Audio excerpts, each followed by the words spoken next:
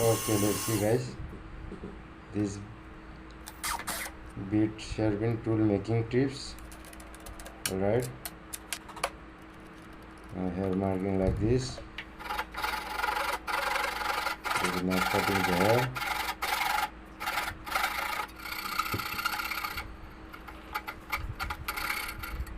Alright, now here we check the angle cutting here.